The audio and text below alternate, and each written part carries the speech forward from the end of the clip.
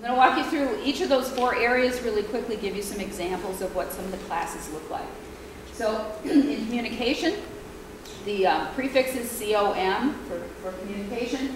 Writing and research skills is a first-year course. If you are new to college, you'll be taking this within your first 2 semesters, and it's a basic English writing course, getting you thinking about being a good communicator in that way.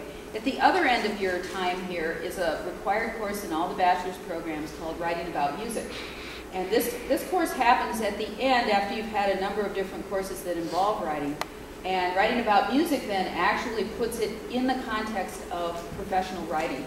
So in that course you'll learn how to write and format things like press releases and one-sheets and bios and grant proposals and things that are all very different but have to do with communication in the music industry. Here are some comments from students. These are brand new. I just read these last week. They're comments from last semester about students from the communication classes. So you can see that students are making the connection, and the instructors are helping them make the connection between what they're learning and how they're going to use it in the future.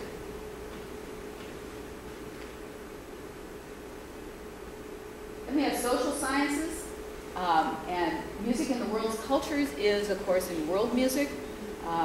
Music genres, of course, now are getting so blurred and interconnected and things, so we want you to understand about that.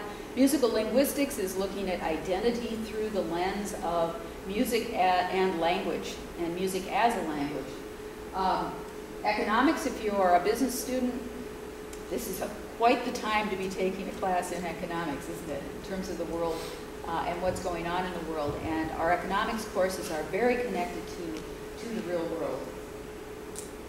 And here's some comments from students from fall semester about some of their social science courses. So stressing knowledge, but application of knowledge, and the faculty members who are available to you to develop your skills. Humanities, as you might guess, in a music school, we've got lots of things along these lines. The interpersonal communications class is a very hands-on, active class taught by an actor, theater director. And it's about how do you interact with other people in the industry? How do you figure out how to keep that band together when you're on the road, for example?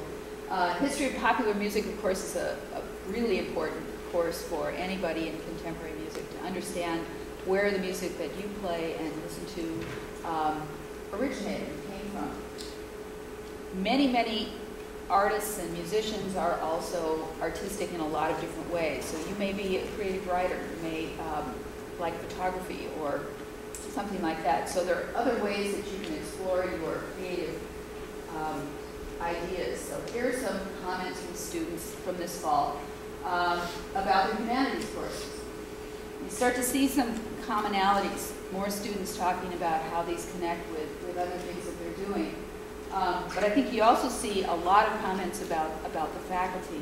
And let me just interject right now that our liberal arts faculty here at McNally Smith are all artists themselves. Most of them are musicians. Our math teacher was trained in live sound at Aspen and played in a rock band. Our primary humanities teacher is a singer-songwriter. He's out in the world. He's got several albums to his credit. So they really get it. They're passionate about their liberal arts arena, but they're also really, really connected to the music world, too. So here's math and natural science. We have math courses, and we also have, right now, our science courses are in the area of acoustics, which makes perfect sense in the music world, too. So here's some comments from students about those classes, too. So I sat in on an algebra class just to see what was going on last semester, and I'm the first to admit I am not a math person. And so most of what he was saying was just like flying over my head. It sounded interesting, but I had no idea what they were talking about. But then they started talking about logarithms, and the instructor immediately started talking about decibels and how decibels are measured, and a student started talking about microphones and how that affects microphones and stuff. So even in an algebra class, the connections to the music world are very strong. And of course, that's also true for business as well.